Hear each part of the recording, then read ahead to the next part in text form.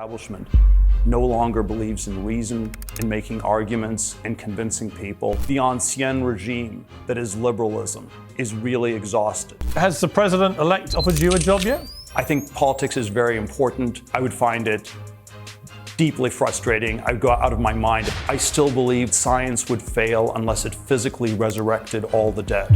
We should, need, can work on this radical project. And then we have to somehow be honest and say that it has gone extraordinarily off track. Do you want to freeze yourself just in case? Maybe the way you achieve mastery over death is that you don't invest in new medicines, but you invest in eugenics. Do you know how much you're worth? You know, I don't know, probably more than 10 billion, less than 20. Elon knows something about risk the rest of us don't. If I was to get hold of Elon, $1 billion each to charity, one game of chess. I would win. Assuming that you didn't find a way to use an AI to cheat or something like that. Peter Thiel is a billionaire titan of tech, brilliant and terrifying, according to New York Magazine, uniquely influential and polarizing, says the Washington Post. There is, however, no disagreement over his profound influence on 21st century science, culture, and politics. Thiel was the first and only major figure in Silicon Valley to openly support Donald Trump back in 2016. Many more have since followed him, of course, and his mentee, J.D. Vance, is about to become vice president. The man himself rarely gives interviews, but I'm delighted to say he's agreed to go uncensored with me. Now, Peter Thiel, welcome to Uncensored. Thanks for having me. I remember back in 2016, I wrote a column on the day that Trump did his announcement he was going to run, in 2015 actually. And I said then he has a habit of having the last laugh. But from the moment he did that announcement that he's going to run for president, all hell broke loose. And it's fair to say most people in your world at the time ran a mile from even hinting they might want to support him or endorse him in any way. You showed a lot of personal courage in doing that. What do you feel today, given he's just had this extraordinary win, a complete sweep across the board, given this enormous mandate? Do you feel a sense of vindication that what you saw in Trump 8 years ago is now what so many Americans see? Well, I always think that there are, I feel a sense of relief. I would be extremely unhappy if the other person had won.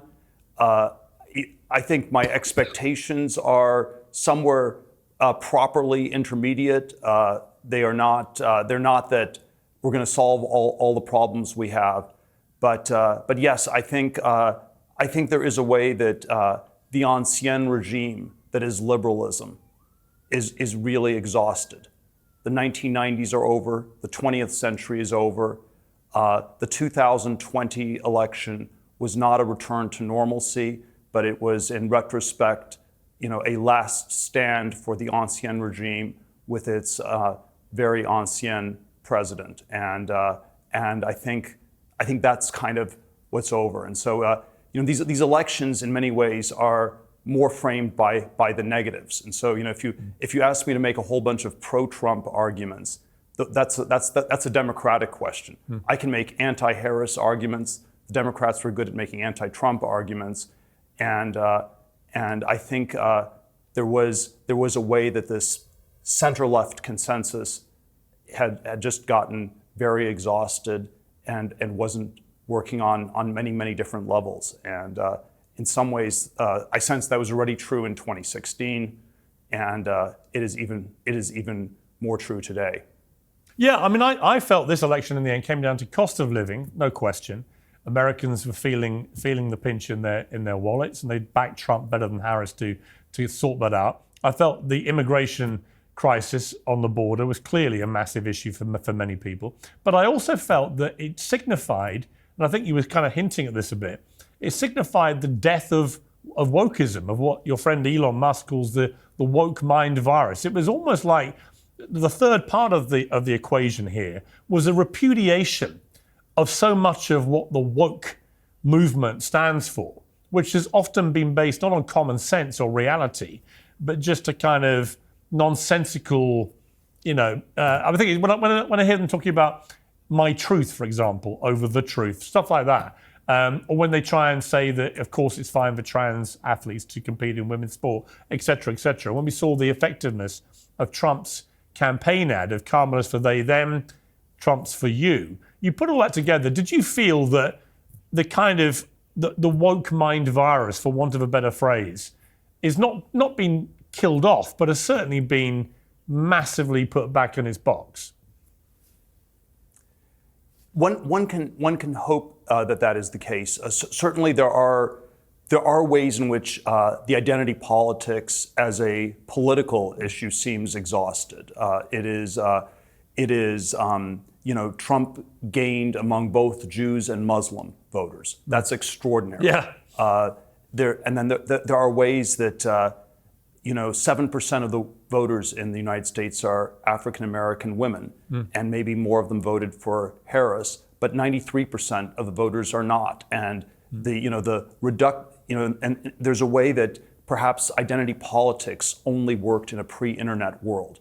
The 2008 Obama election was the last pre-internet election where and what happens in the internet is you can't micro-target voters. So in 2008, Obama could still tell the black voters they should vote for him because he was black. He could tell the white voters they should vote for him because he was post-racial, and people didn't notice that there were these two radically different messages to different sets of voters. By the time you get to Hillary Clinton in 2016, this sort of 1990s style micro-targeting doesn't work. She can't tell the women to vote for her because she's a woman and the men to vote for her because she's post-gender. That looks ridiculous. And then by the time Kamala tries to even have slightly different accents with different audiences, it all looks completely absurd.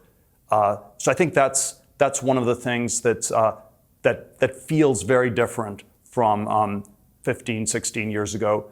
Another way to articulate this, if we look at it from the vantage point of 2016, one would have, if you had sort of a demographic determinism, you would have said that the Republicans were never going to win another election because the Republicans were old and white, and the Democrats were young and diverse. And 8 years from 2016 and 2024, a lot of the Republican voters were going to be dead. And because the demographics determine the way people vote, it would be impossible for Trump to even do as well as in 2016. He would do much less well. And the Republicans were never going to win another election. And so to win in 2024, there were millions and millions of people you had to actually convince to change their minds.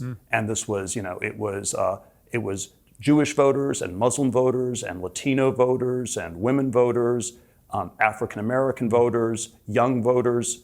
There were all sorts of people where you had to make an argument and you had to get people to change their mind. And in some very odd sense, the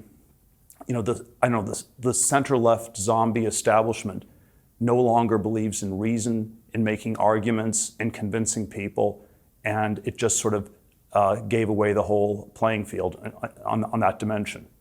And and again, there were as you alluded to earlier, there were these fairly straightforward arguments about inflation, immigration. I would also say incompetence. Yeah, those were the three I's. And they were not engaged in, they were not rebutted in any way whatsoever. There's also, I think, with Trump, I watched him at the Notre Dame reopening in Paris, and I was very struck by every single head turned to stare at Trump when he came in a room full of huge public figures from around the world. He was by far the biggest star, even bigger than our own future king, Prince William, and so on. And they're all desperate to hug him and shake his hand and be around him and so on. And it just reminded me that what Trump brings with him is he brings a swagger.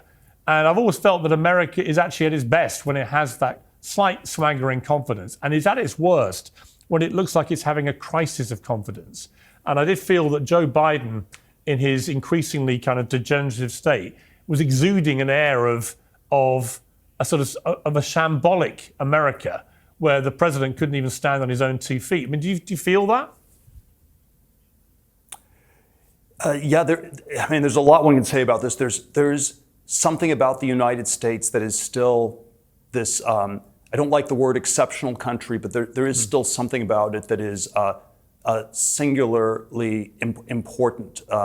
There's some sense in which the president is the mayor of the U.S., but the dictator or leader of the world. And it matters maybe even more to the rest of the world who's president than to the people inside the country, which is much hard. It's much easier to do things outside the country than inside the country in a lot of ways. And so it's in some ways important to the whole world who is president. There are and there's sort of all these different dimensions where this is likely to manifest. Probably the free speech standards that get pushed, or the censorship standards. So many of these were pushed by center-left elements of the U.S. deep state. And you have the Brazilian judge who banned Twitter. And, was he really acting on his own volition, or was this through a center-left U.S. State Department affiliated NGO? And there's a sense that all of these things might come to a dramatic end. So I think it, in all sorts of different dimensions, it has repercussions for the entire world that are maybe even bigger than for the United States. And so in a European context, it's nobody really cares who's the president of Europe, right? Even though in theory it would seem like that's in theory pretty important. It's not. Most people wouldn't have a clue who that is. Certainly not in the United States. Yeah, it's interesting when I've looked back at your say last 25 years. Quite hard, and probably deliberately hard from your point of view, to pigeonhole you into any classic political box. I mean, I don't think you're a classic Republican or a classic Democrat or any of these things. It seems to me you like to sing from your own song sheet to a degree. I would say that Elon's quite similar like that. Joe Rogan is another one I would say is quite similar. Trump himself has flirted around really in the political edges in that way. Do you want to be pigeonholed? I mean, do you like to see yourself as a Republican, or do you prefer to be an individual who decides when you see a leader you like? Well, I don't think either of those are necessarily. It's not. You don't simply want to be somebody who falls in line in a regimented way. I don't think there's necessarily anything especially virtuous in being some eccentric individual. But what I try to do, what I aspire to do, is to think for myself through these various issues, and then there are places where I've come to question the consensus, and then that leads me to what's seen as a eclectic set of views. But I try to approach things from a first principles point of view, think things through very rigorously. I've known Elon for, quarter century, since 2000. And I think he's, a very thoughtful person. For a long time, I would have placed him as more of a, not doctrinaire liberal, but certainly, Tesla was a electric vehicle company. Yeah. And it was more aligned with, with the Democrats and with people who believed in climate change than with these retrograde Republicans. And so, Elon is it's sort of an extraordinary instance of someone who, at some point, decided he was going to start thinking for himself. And in some ways, he was singularly important in what happened the last few years in the United States. But then he was also representative of a lot of people. But I think there's some sense in which what the experts tell us, what the consensus tells us, has been shockingly incorrect. Yeah. I don't think it's just the COVID crisis, but there's a way these things have come to head in the last 4 or 5 years, where we have a sort of crisis of legitimacy. Who do we believe in the United States, in the Western world? Do we believe the scientists, the experts, the deep state actors? And I think there's an openness to rethinking these things that has not existed in a very long time. It sets as its goal, and then as science